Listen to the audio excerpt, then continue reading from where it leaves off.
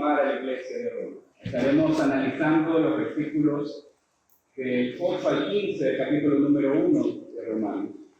Capítulo 1, versos del 8 al 15. Les voy a leer. En primer lugar, doy gracias a Dios por medio de Jesucristo, por todos ustedes, porque por todo el mundo se habla de su fe. Pues Dios, a quien sirvo en mi espíritu, en la predicación del Evangelio de su Hijo, me es testigo de cómo sin cesar hago mención de ustedes. Siempre en mis oraciones, implorando que ahora al fin, por la voluntad de Dios, logre ir a ustedes. Porque anhelo verlos para impartirles algún don espiritual, a fin de que sean confirmados, es decir, para que cuando esté entre ustedes nos confortemos mutuamente, cada uno por la fe del otro, tanto la de ustedes como la mía. Y no quiero que ignoren, hermanos, que con frecuencia he hecho planes para ir a visitarlos, pero hasta ahora me he visto y pedido a fin de obtener algún fruto entre ustedes, también entre ustedes, así como entre los demás gentiles. Tengo obligación tanto para con los griegos como para con los bárbaros, para con los sabios como para con los ignorantes.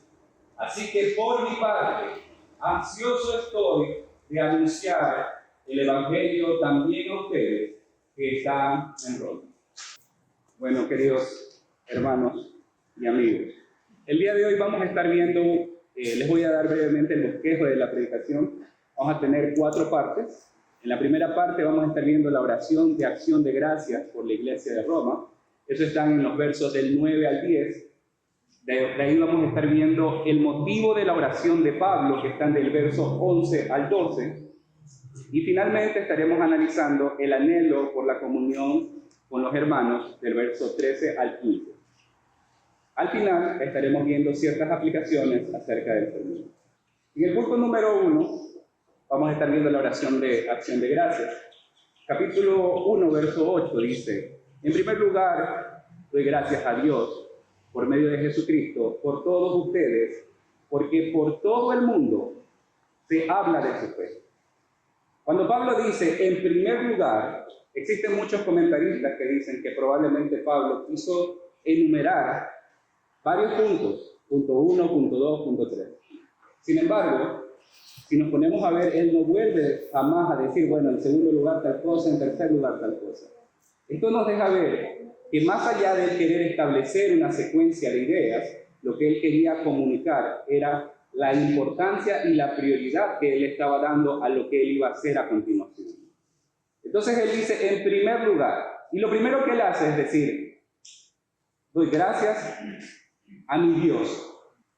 Esa idea lo vemos en 1 Tesalonicenses capítulo 5, verso 18, cuando Pablo enseña a esta iglesia de los tesalonicenses y dice lo siguiente: den gracias en todo, porque esta es la voluntad de Dios para ustedes en Cristo Jesús. Entonces vemos que es importante para todo cristiano, antes que cualquier otra cosa, dar gracias a nuestro Dios, en todo momento. Ahora, como dato interesante, déjenme compartir algo con ustedes acerca de esta epístola de los romanos en términos generales. Cuando usted está hablando con una persona, y generalmente usted ve que muchas veces utiliza palabras, por ejemplo, está hablando de su hijo, y después vuelve a su hijo, y después vuelve a su hijo, y vuelve a su hijo. Usted puede concluir que el tema principal es que está hablando de su hijo. De la misma forma, esta carta de Romanos nos evidencia eso. Cuando usted comienza a contar todas las veces que Pablo menciona ciertas palabras, como por ejemplo Dios se repite 162 veces en la carta. Y Jesucristo, o alusiones a Él, que serían, por decir Cristo, Señor, Jesús, Jesucristo, se repiten alrededor de 132 veces. Es decir, estas dos serían las dos referencias más grandes que hace Pablo en toda la carta de los Romanos. Lo que nos da a entender que es un hombre que estaba centrado principalmente en Dios. Su mensaje era centrado en Dios, en Cristo, en la obra que él iba a hacer. Pero aparte de eso es importante en este versículo el evidenciar que él dice después, por medio de Jesucristo. Él da gracias, pero fíjense que él no da gracias por dar gracias. No dice solamente, ay, gracias Dios, y se acabó la frase. sino que posterior a eso él dice, da gracias por medio de Jesucristo.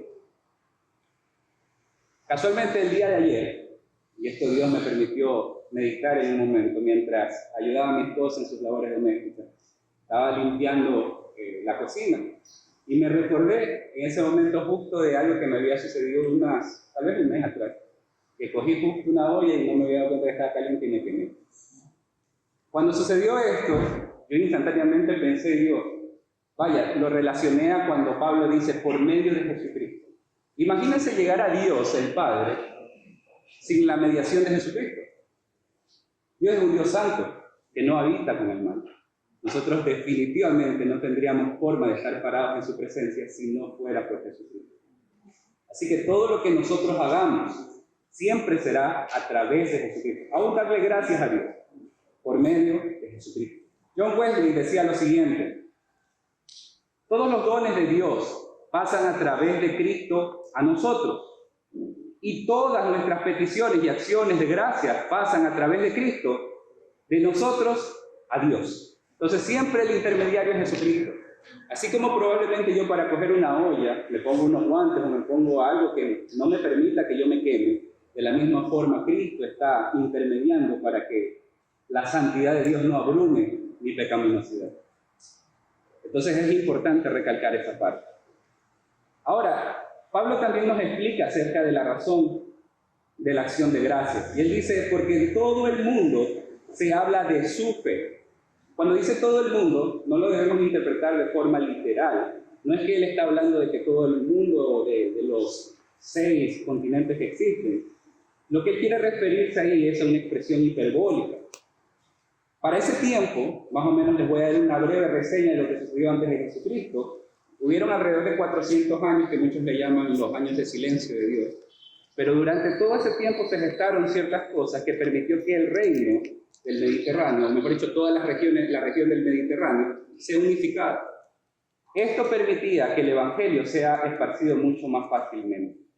Entonces, cuando aquí dice Pablo, dice que por todo el mundo se habla de su fe, está expresando que por todo el mundo, por todo el Mediterráneo, esa región, se hablaba de la fe de él. Pero ahora, ¿qué sucede o qué debería suceder en una región para que una noticia así se esparciera tanto? Seguramente la vida de la iglesia de Roma era una vida ejemplar. Y no solo eso, sino que ellos se encargaban de llevar el Evangelio por donde quiera que ellos iban. Entonces, tanto audiblemente como de hecho, en las acciones que ellos hacían diariamente, evidenciaban la fe que ellos tenían. Esto nos hace preguntarnos, nosotros como iglesia, ¿estamos compartiendo nuestra fe a todos los lugares que tenemos nosotros alcance? Si aquí se hiciera una encuesta y dijera, bueno, ustedes conocen IBPG, ¿nos conocerían por la fe que tenemos? Eso nos queda de reflexión a todos los que somos parte de IBPG, para ver si estamos cada uno de nosotros haciendo nuestra labor. Recuerden esto, hermanos, la fe debe de ser compartida por palabra y por hecho. Las dos cosas tienen que venir juntas. No podemos pretender predicar el Evangelio, pero con nuestras vidas vivir cosas totalmente incoherentes. Pero aquí hay otra cosa que a veces le sucede, y es más común en los cristianos, que muchas veces, muchos cristianos con cierto aire de espiritualidad dicen, es que yo predico a Cristo con mi vida. ¿Y qué sucede con esto? Les voy a dar un ejemplo. Este ejemplo se encuentra en el libro de Disciplinas Espirituales para la Vida Cristiana de Donald Whitney, específicamente capítulo 6. Les recomiendo para los que quieran pueden leer. En este libro se nos narra una historia y se la voy a leer. El autor dice, conozco la historia de un hombre que se hizo creyente durante una campaña de evangelización en una ciudad del noroccidente de los Estados Unidos. Cuando se lo contó a su jefe, este exclamó, eso es genial, soy cristiano y he estado orando por ti durante años. Miren esa supuesta piedad que manifiesta este hombre, pero vamos a ver lo que dice el otro. Dice, el nuevo creyente se sintió alicaído. Y mira lo que le dice, ¿por qué nunca me contaste que eras cristiano? Fuiste la razón misma por la que no me había interesado en el Evangelio todos estos años. A lo que el jefe respondió, ¿cómo es posible? Me he esforzado mucho para vivir una vida cristiana a tu lado. Esa es la cuestión, respondió el empleado.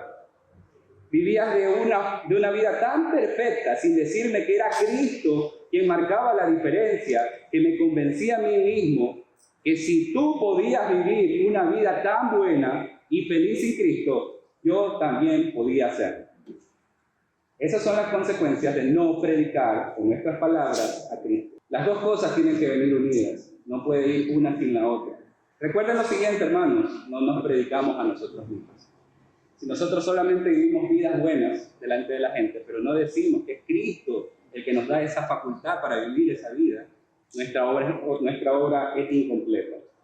2 Corintios capítulo 4, verso 5, Pablo nos recuerda lo siguiente: porque no nos predicamos a nosotros mismos, sino a Cristo Jesús como Señor, y a nosotros como siervos de ustedes por amor a Jesús.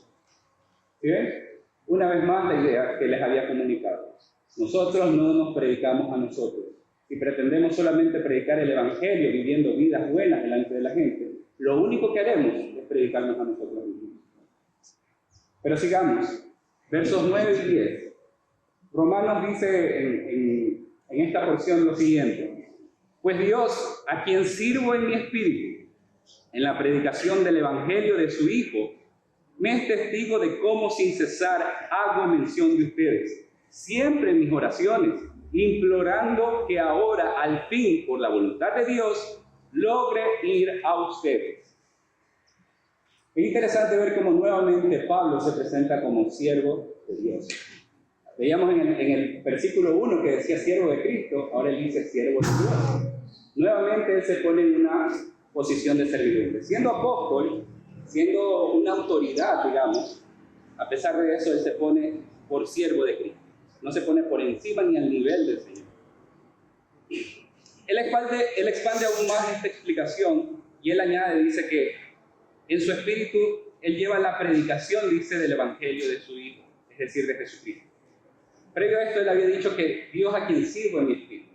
Esto quiere decir que el espíritu de Pablo y el espíritu de Dios, en esa encomienda que Dios le había dado, estaban totalmente unidos. El espíritu de él, movido obviamente por el espíritu de Dios, lo impulsaba a predicar el Evangelio.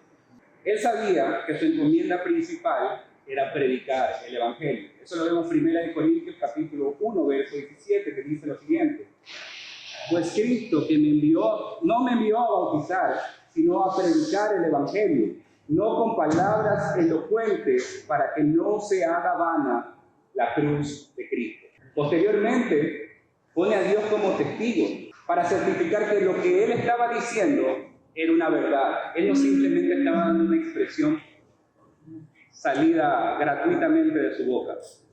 Él estaba certificando y poniéndolo a Dios. Pongo a Dios por testigo de que yo hago estas cosas que estoy diciendo. Pero ahora veamos un indicio que están en las mismas escrituras acerca del deseo que tenía Pablo de ir a visitar a Roma. Hechos capítulo 19, verso 21. En esta porción Pablo nos dice lo siguiente, dice, o mejor dicho, se relata lo siguiente.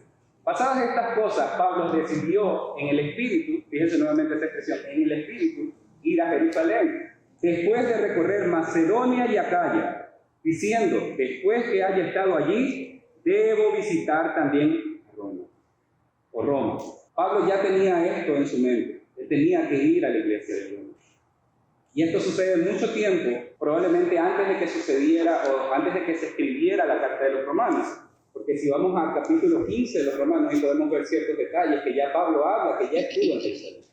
Entonces, esto que les estoy relatando sucedió previo a él escribir esta carta. Sin embargo, ya esto que les voy a leer a continuación sucede muy probablemente por el orden cronológico de lo que se relata en Hechos, sucede después de la carta de los romanos. Él dice en Hechos capítulo 23, verso 11, le sucede lo siguiente, dice: a la noche siguiente el Señor se le apareció a Pablo y le dijo, ten ánimo, porque como has testificado fielmente de mi causa en Jerusalén, así has de testificar también en Roma. ¿Sí? Y en la carta de los romanos, si ustedes se van al capítulo 15, Pablo especifica que ya habían pasado muchos años desde el momento en que él había tenido este deseo. Significa que después de estos años, el Señor le hizo esperar un poco de tiempo más. Pero él le dice, oye, tranquilo, porque él le estaba asegurando que él iba a ir a los romanos. ustedes leen todos los hechos, verán que él después fue a Roma, pero fue con un ejército que lo custodiaba porque él estaba preso. Es interesante verlo, así que les encomiendo que puedan leer Hechos para que puedan entender el contexto bajo el cual se escribe esta carta a los romanos. Ahora, la frecuencia de la petición de Pablo nos habla de un deseo ferviente. Fíjense que él constantemente dice que él siempre los tiene a ellos en sus oraciones. Él imploraba, dice, desde mucho tiempo, y que al fin, por la voluntad de Dios, dice, yo llegue a ustedes. Entonces, eso nos habla de ese deseo ferviente que tenía Pablo de ir a ver a sus hermanos en Roma. Otra pregunta les hago: ¿qué tan constantes somos para la oración? ¿Se han dado cuenta que muchas veces nos dicen a alguien, ¿sabes qué, hermano? Ore por esto. Por lo general nosotros oramos una vez, tal vez dos, ya la tercera ya me olvidé. Pablo dice que él siempre oraba por estas cosas, siempre, y él ponía a Dios por testigo. Y si ustedes van a las otras cartas, también oraba por los tesalonicenses, oraba por los corintios. Y si se ponen a ver todo Hechos, lo que estuve leyendo, más de 50 lugares de visitó, mucho más. Porque inclusive hay ciertas partes donde en Hechos se relata que él fue a toda la región del norte, a toda la región no especifica realmente a cuántas ciudades fue. Entonces imagínense cuántas congregaciones él tenía en mente para citarlas y orar por ellas. Un hombre que no tenía dónde vivir, que generalmente andaba de un lado al otro, que andaba siendo perseguido, atribulado, encarcelado, y nosotros que tenemos comodidades no dedicamos un tiempo en oración. Eso es una amonestación para todos nosotros de parte de Dios. Ahora es importante recalcar que Pablo implora a Dios apelando a su voluntad. Nuevamente está la soberanía de Dios de por medio. Hoy por la soberanía de Dios no estoy allá predicando ni ustedes allá sentados. Hoy por la soberanía de Dios estamos aquí experimentando una vez más, tal vez un poco de incomodidad, tal vez un poco de calor, pero esto nos permite valorar lo que nosotros tenemos, lo que Dios nos ha dado. Y recordar que al final de cuentas todos podemos planificar, pero Dios es el que decide. Y por la gracia de Dios hoy estamos aquí y alabamos a Dios por eso, porque lo que Él decide para nosotros es lo mejor. Ahora miremos Santiago capítulo 4, verso del 13 al 15, donde dice el escritor, dice lo siguiente: oigan ahora, ustedes que dicen, hoy o mañana iremos a tal o cual ciudad y pasaremos allá un año, haremos negocio y tendremos ganancia. Sin embargo, ustedes no saben cómo será su vida mañana. Solo un vapor que aparece por un poco de tiempo y luego se desvanece. Más bien deberán decir, si el Señor quiere, viviremos y haremos esto o aquello. De la misma forma, Pablo se encomendaba y él decía, si Dios por fin por su voluntad me da el gusto de poderlos ver una vez más, o de poderlos ver por primera vez, porque recordemos que Pablo no había visto jamás a los romanos, pero vemos cómo él depende de la soberanía de Dios. Pasemos ahora al punto número 2, el motivo de la oración de Pablo. Esto está en el verso 11 y verso 12. Romanos 1:11 dice lo siguiente: porque anhelo verlos para impartirles algún don espiritual a fin de que sean confirmados. En esta porción, ahora Pablo nos describe que él anhela ver a sus hermanos. ¿Cuál es el propósito de verlos? Impartirles algún don espiritual. En cuanto a esta expresión, revisando varios comentarios, muchos de los que estudian esta carta de los romanos no se ponen de acuerdo realmente en qué él quiere decir con algún don espiritual, porque realmente no es específico. Él está diciendo alguno, puede ser alguno entre muchos. Sin embargo, muchos llegan a pensar que podría ser los dones que describen 1 Corintios del capítulo 12 al 14, y efectivamente podría ser una opción. Pero si ustedes ven en la misma carta de los romanos, él también menciona estos dones. Romanos capítulo 12, versos del 6 al 8, dice, pero teniendo diferentes dones, según la gracia que nos ha sido dada, usémoslo. Si el de profecía, úsese en proporción a la fe. Si el de servicio, en servir. O el de enseñanza, en la enseñanza. El que exhorta, en la exhortación. Y el que da con liberalidad. El que dirige con diligencia. El que muestra misericordia con alegría.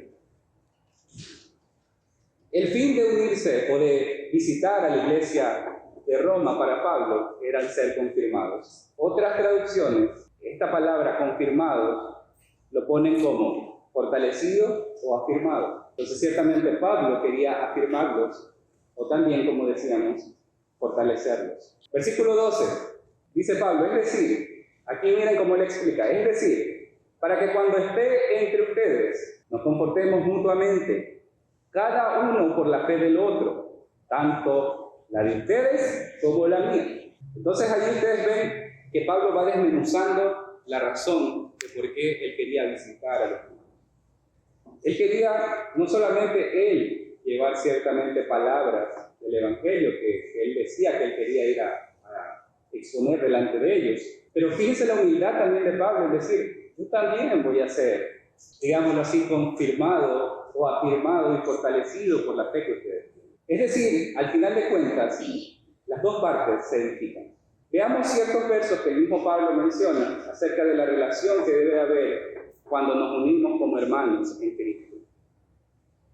Colosenses capítulo 3, versos 16 y 17 dice lo siguiente: que la palabra de Cristo habite en abundancia en ustedes, con toda sabiduría, enseñándose y amonestándose unos a otros con salmos, himnos y canciones espirituales, cantando a Dios con acción de gracias en sus corazones, y todo lo que hagan, de palabra o de hecho, háganlo todo en el nombre del Señor Jesús, dando gracias por medio de Él a Dios el Padre. Efesios 4:29 nos dice, no salga de la boca de ustedes ninguna palabra mala, sino solo la que sea buena para edificación, según la necesidad del momento, para que imparta gracia a los que escuchan. Efesios 5:18 al 20, Pablo nos dice, y no se embriaguen con vino en lo cual hay disolución, sino sean llenos del Espíritu. Hablen entre ustedes con salmos, himnos y cánticos espirituales, cantando y alabando en su corazón o con su corazón al Señor. Den siempre gracias por todo en el nombre de nuestro Señor Jesucristo, a Dios el Padre. Y finalmente la cita más larga, 1 Corintios capítulo 12, versos del 3 al 12, o al 11, nos dice lo siguiente. Por tanto, les hago saber que nadie hablando por el Espíritu de Dios dice Jesús es anatema. Y nadie puede decir Jesús es el Señor excepto por el Espíritu Santo. Ahora bien, hay diversidad de dones, pero el Espíritu es el mismo. Hay diversidad de ministerios, pero el Señor es el mismo. Y hay diversidad de operaciones, pero es el mismo Dios el que hace todas las cosas en todos. Pero a cada uno se le da la manifestación del Espíritu para el bien común. Pues a uno le es dada palabra de sabiduría por el mismo Espíritu, a otro palabra de conocimiento según el mismo Espíritu, a otro fe por el mismo Espíritu, a otro dones de sanidad por el único Espíritu, a otro poder de milagros, a otro profecía, a otro discernimiento de espíritu, a otro diversas clases de lenguas y a otro interpretación de lenguas. Pero todas estas cosas las hace uno y el mismo Espíritu, distribuyendo individualmente a cada uno según su voluntad. En todos estos versos, y podría haber sacado muchos más, Pablo nos enseña cómo debería de ser la relación entre nosotros, donde mis dones los edifican ustedes y sus dones me edifican a mí. Hay siempre una edificación mutua entre los cristianos. De forma que podemos concluir en esta porción que el cristianismo no es una religión de personas individuales. No somos llaneros solitarios, hermanos. El cristianismo es una religión de comunidad, donde todos tenemos el deber de edificarnos mutuamente. Ese es un deber de parte de todo cristiano, edificarnos mutuamente. Recuerden, somos un cuerpo, el cuerpo de Cristo. Pero ahora pasemos al punto número 3. El anhelo por ver a los hermanos. Versículo número 13 dice lo siguiente Pablo: y no quiero que ignoren, hermanos, que con frecuencia he hecho planes para ir a visitarlos.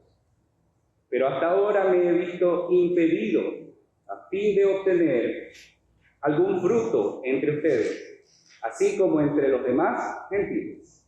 Ahora Pablo nuevamente vuelve a hacerles entender a los romanos que el anhelo de él no era algo que recién salió en el momento en que él estaba escribiendo la carta. Pues como él le dice, frecuentemente he hecho planes para irlos a visitar. Y nuevamente vemos la soberanía de Dios. Él tiene el deseo de hacerlo, pero si Dios se lo impide, si Dios no le permite, él se somete. Él no alterca contra Dios en decirle, oye Dios, pero ya tú me dijiste. Tienes que esperar. Recuérdense aún la historia de Abraham. Dios le promete a Abraham que iba a tener descendencia de parte de Sara, pero el hombre no pudo esperar y fue a cometer un pecado con la sierva. Entonces, veamos a qué se quiere referir Pablo cuando él dice que él fue impedido de visitarlos. Existen muchos comentarios que dicen, bueno, hay partes en las cartas de Pablo donde él dice, bueno, fue impedido por Satanás, en otra dice que el Señor explícitamente le impidió, pero probablemente en esta parte, en este tramo, él no especifica cuál fue la razón del impedimento. Sin embargo, nuevamente, si ustedes van al capítulo 15, Pablo da más detalles acerca de las cosas que sucedieron. Y les voy a leer solo versos 22 y 23 del capítulo 15. Si ustedes leen lo anterior, el contexto iba diciendo que él iba de una ciudad a otra impartiendo el Evangelio, no predicando sobre los lugares donde ya Cristo había sido predicado. Pero miren lo que él dice en el verso 22, dice, por esta razón, muchas veces me he visto impedido de ir a ustedes. Pero ahora, no quedando ya más lugares para mí en estas regiones, y puesto que por muchos años he tenido un gran deseo de ir a ustedes, ¿sí? Entonces, en estos dos versículos, ahí Pablo está diciendo que él se ha visto impedido de ir a ellos. Pero la razón era porque él estaba predicando el Evangelio. Él estaba tratando de cubrir todas las regiones donde el Evangelio no había sido predicado. Gracias a Dios por esto, porque decía el pastor Michelén, que imagínense si Pablo hubiera ido directamente a los romanos, no hubiéramos podido gozar de esta preciosa carta. Gracias a que Dios le hizo esperar, Pablo después fue inspirado por Dios y escribió, mejor dicho, esta carta, que es una de las cartas más cargadas de teología que existe en el Nuevo Testamento. Pero sigamos. Ahora es llamativo ver que dice que se ha visto impedido, varias veces dice, a fin de obtener algún fruto entre ellos y los gentiles. Ahora, ¿de qué frutos está hablando Pablo cuando nos menciona en esta parte acerca de tener frutos entre ellos y los gentiles, y los otros gentiles, como dice? Veamos Romanos capítulo 6, versos 21 y 22. Dice, ¿qué fruto tenían entonces en aquellas cosas de las cuales ahora se avergüenzan? Porque el fin de estas cosas es muerte. Pero ahora, habiendo sido libertados del pecado y hechos siervos de Dios, tienen por su fruto santificación y como resultado la vida eterna. Ahí vemos los frutos que evidencian un cristiano. La santificación es un fruto de vivir una vida cristiana agradable a Dios. Y por otro lado, Efesios 5, verso 9, dice, porque el fruto de la luz consiste en toda bondad, justicia y verdad. Entonces, cuando Pablo dice estas cosas, él está enfocado no tanto en el beneficio que él pueda recibir como apóstol. No es que yo estoy esperando recibir algo de ustedes. No necesariamente. Él está enfocado más en su parte espiritual. Que ellos crezcan espiritualmente hablando. Pero sigamos, verso 14. Ahora dice Pablo, tengo obligación, tanto para con los griegos como para con los bárbaros, para con los sabios como para con los ignorantes. En este verso ahora Pablo nos explica acerca de su encomienda de predicar el Evangelio. Fíjese que él describe esto como una obligación que él tenía, tanto para griegos, como dice aquí, como para bárbaros, tanto para sabios como para ignorantes. 1 Corintios capítulo 9, verso 16, Pablo menciona lo siguiente: porque si predico el Evangelio, no tengo nada de qué gloriarme, pues estoy bajo el deber de hacerlo. Pues ay de mí si no predico el Evangelio. Pablo estaba consciente que él tenía una responsabilidad para con Dios. Pero tal vez muchos podrían malentender este pasaje de la obligación que Pablo tenía. Seguramente la perspectiva de Pablo en cuanto a esa obligación no era tanto la de un reo que está siendo guiado, que está siendo tal vez ordenado por su guardia de cárcel, que tal vez hace a mala gana las cosas y solo para que no lo golpeen, él hace las cosas. No es la perspectiva de Pablo. Más bien la perspectiva de Pablo es la de un padre que obra a favor de sus hijos, a pesar de que ciertamente la ley puede sancionarlo si no lo hace, pero él no lo hace por la sanción, sino hace por el amor que le tiene a sus hijos. Él se siente en la obligación de proveerles a sus hijos, de cuidarlos, de darles una educación, de enseñarles la palabra. Es una obligación más por amor que por el castigo que lleva de por medio el incumplimiento de la obligación que fue encomendada. ¿Cómo vemos esto que les acabo de decir? Veámonos un ratito a Hechos, capítulo 20, del verso 22 al 24. Dice lo siguiente esta porción. Ahora yo, atado en espíritu, voy a Jerusalén sin saber lo que allá me sucederá. Salvo que el Espíritu Santo solemnemente me da testimonio en cada ciudad, diciendo que me esperan cadenas y aflicciones. Pero en ninguna manera estimo mi vida como valiosa para mí mismo, a fin de poder terminar mi carrera y el ministerio que recibí del Señor Jesús, para dar testimonio solemnemente del Evangelio de la gracia de Dios. Qué hermoso ver que un hombre de Dios, aun cuando el Espíritu Santo les decía que le iba a esperar todos esos padecimientos, el hombre decía, yo no estimo mi vida como valiosa, yo voy a hacer lo que Dios me encomendó. Es el amor lo que le mueve a Pablo a hacer lo que hizo. Pero leamos más adelante, capítulo 21 del mismo Hechos. Dice, capítulo 21 de Hechos, del verso 10 al verso 13, dice, y deteniéndonos allí varios días, descendió de Judea cierto profeta llamado Agabo, que vino a vernos, y tomando el cinto de Pablo, se ató las manos y los pies, y dijo, así dice el Espíritu Santo, así atarán los judíos en Jerusalén al dueño de este cinto, y lo entregarán en manos de los gentiles. Al escuchar esto, tanto nosotros como los que vivían allí, le rogábamos que no subiera a Jerusalén. Fíjense, toda la iglesia que estaba con Pablo le decía, Pablo, no subas a Jerusalén. Pero fíjense la respuesta del apóstol. Entonces Pablo respondió, ¿qué hace llorando y quebrantándome el corazón? Porque listo estoy no solo para ser atado, sino también a morir en Jerusalén por el nombre del Señor Jesús. Qué hermoso, qué glorioso. Y quiera Dios que cada uno de los que estamos aquí presentes tengamos esa misma visión. A veces somos muy cómodos. Por poco nada, a veces decidimos no ir a la iglesia, no predicar. Somos muy cómodos. Pero miren a Pablo, no tiene ese tipo de comodidades. Y a pesar de que el Espíritu Santo le daba testimonio, no solamente por lo que el Espíritu le hablaba a su espíritu, sino también por medio de este profeta Agabo, el hombre dice, no importa, si mi vida la tengo que dar, la daré gustosamente por mi Señor.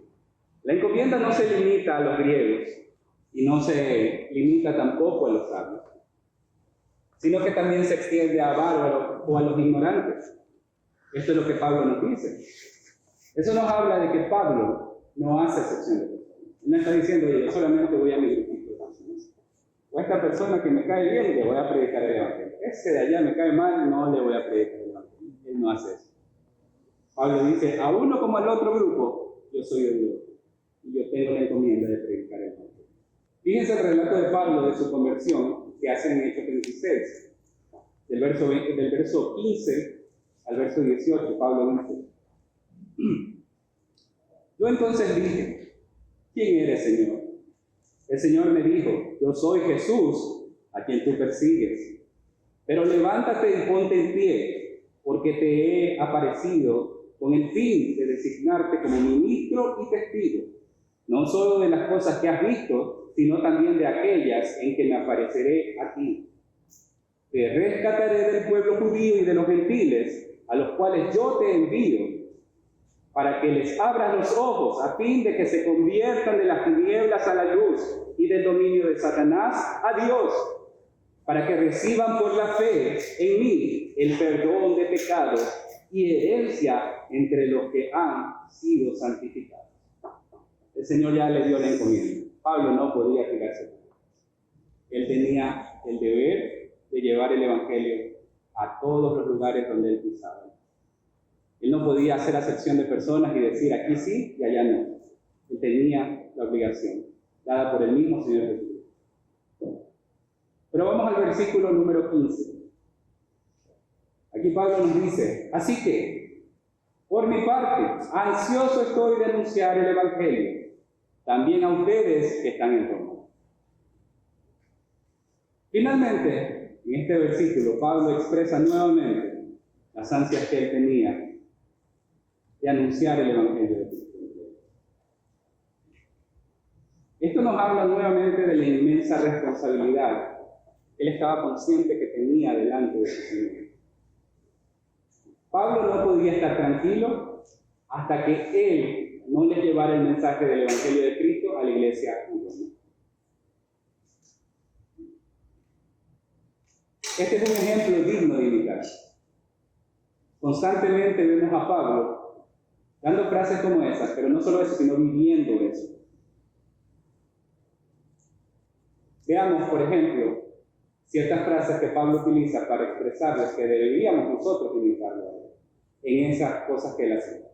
Filipenses capítulo 3, verso 17 dice, hermanos, sed imitadores de mí, y mirad a los que así se conducen, según el ejemplo que tenéis en nosotros. Primera de Tesalonicenses capítulo 2, verso 14 dice, porque vosotros, hermanos, vinisteis a ser imitadores de las iglesias de Dios en Cristo Jesús, que están en Judea, pues habéis padecido de los de vuestra propia nación las mismas cosas que ellas padecieron de los judíos. Primera de Corintios capítulo 1, verso 1 dice, sed imitadores de mí, así como yo, de Cristo. Y finalmente Efesios 5:1 dice, sed pues imitadores de Dios como hijos amados. Esto nos hace ver que cuando él dice ser imitadores de mí, no está diciendo imiten a mí porque simplemente soy Pablo, porque miren qué bien que me he visto, miren qué bien que hablo. Esas cosas son secundarias totalmente. Si él dice imiten a mí, es porque yo imito a mi Señor Jesucristo. Porque Dios nos está mostrando cómo quiere Él que nosotros vivamos. Entonces, finalmente, la imitación que hacemos no es tanto a Pablo, sino es a nuestro Señor Jesucristo. Finalmente, veamos las aplicaciones del sermón del día de hoy. Existen varias, así que por favor tengan mucha atención en lo que vamos a hablar. En cuanto al evangelismo, el llamado a ser testigos de Cristo es un tema recurrente en las Escrituras. Si ustedes comienzan a leer de corrido todo el Nuevo Testamento, se darán cuenta que constantemente los Jesucristo, sus apóstoles, sus discípulos viven diciendo hay que predicar el Evangelio, hay que predicar el Evangelio. De distintas formas, pero nos vienen recalcando eso. Pablo es un ejemplo de esto. Y lo acabamos de ver por los versículos que leímos. Pablo mismo se mostraba como un ejemplo. Y él nos da ese ejemplo de cuánto él anhelaba ir a ver a sus hermanos. Fíjense que a pesar de esto, ellos ya conocían la fe, porque dice que se habla de que ellos daban testimonio de la fe a tal punto que todos conocían y se hablaba de la fe de los hermanos. Pero Pablo igual quería irles a predicar a ellos el Evangelio. Como apóstol que era, obviamente tenía ese rol de pastor, de guiarlos, de conducirlos a ellos a una vida cristiana agradable a Dios y de perfeccionarlos. Pero por otro lado, al evangelizar, debemos de recordar de no hacer acepción de personas. Procuremos evangelizar a todas las personas que tengamos en nuestro entorno, no solo a unos cuantos, no solo a los que nos caen bien, no solo por intereses, sino porque realmente somos genuinos en nuestra encomienda para con nuestro Señor Jesucristo. Por otro lado, en nuestras vidas cotidianas, ¿qué podemos decir? Debemos de predicar el Evangelio, no solo de palabra, sino también de hecho. Las dos cosas tienen que ir unidas. No podemos solo predicar de palabra y vivir como nos da la gana, pero no podemos solamente pretender vivir bien delante de la gente, como si nos predicáramos a nosotros y no predicar a Cristo con nuestros labios. Las dos cosas tienen que ir unidas. Por otro lado, debemos de vivir conscientes de que pertenecemos a Dios. Nuestras vidas, nosotros podemos hacer un sinnúmero de planes, pero al final el Señor decide. No olvidemos eso, hermano, para que no nos reneguemos, para que no hagamos después. Imagínense si no tendríamos esa forma de pensar. A la final diríamos, qué duro. Yo que me preparaba para estar ahí en el púlpito y predicarles, y ahora estoy aquí muriéndome de calor, y ustedes ahí abanicándose. No es la forma de ver las cosas. Si Dios hoy nos permitió tener esta reunión de esta forma, gloria a Dios por eso. En cuanto a la vida de oración, debemos de dar gracias a Dios a través de Jesucristo, no se olviden, porque Él es nuestro intermediario entre Dios y nosotros. Y debemos de ser constantes en nuestras oraciones. No que solo oramos una vez y se acabó. Por eso muchos dirán, pero hermano, ¿qué oro? Oro solo 5 minutos y se acabaron las peticiones. O se acabaron los motivos de oración. Hay muchísimos motivos de oración. Muchísimos. Y si tuviéramos la misma carga que tuvo Pablo en su corazón de orar por sus hermanos, nos daríamos cuenta que tenemos muchos hermanos y muchas personas en nuestro entorno por las cuales debemos orar. Finalmente, en cuanto a la comunión para los cristianos, hermanos, no tengo nada en contra de las reuniones de fútbol, pero procuremos que aún cuando estamos haciendo eso seamos edificados. No nos olvidemos, nuestras vidas totalmente y absolutamente dependen de Dios y son de Él. Aún si yo voy a jugar, a divertirme, tengo que recordar que yo tengo que guardar los principios que Dios me enseñó. Si yo voy a comer a un lugar, de la misma forma, recordarme eso. Que mis palabras sean palabras de edificación, no palabras que procuren dañar a otra persona, porque tal vez esté hablando en contra de otra persona a sus espaldas.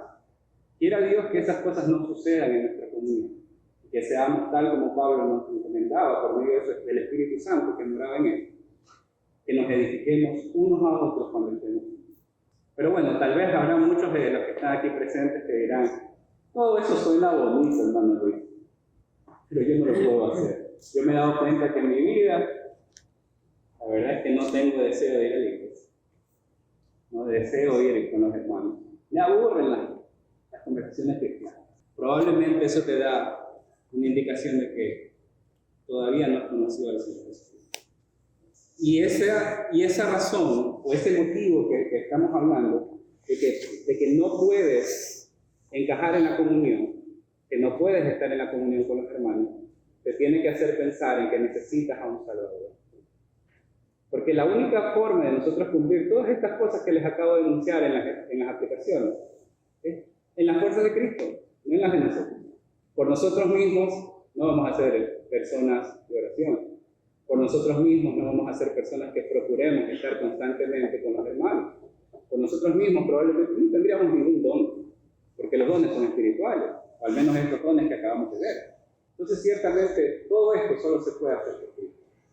Así que para aquellos que entienden que todavía Cristo no está en sus vidas, pero que han escuchado este sermón, déjenme decirles, Cristo ya les habla. Cuando leemos su palabra, Cristo les habla. Y Cristo les sigue hablando a través de las diferentes personas que les han predicado el Evangelio, de los distintos medios que Dios ha usado para hacerles llegar el Evangelio. Y les voy a dejar un par de versículos para que mediten en ello. Romanos capítulo 5, versos del 8 al 9. Dice, pero Dios muestra su amor para con nosotros, y que siendo aún pecadores, Cristo murió por nosotros. Entonces, mucho más, habiendo sido ahora justificados por su sangre, seremos salvos de la ira de Dios por medio de él.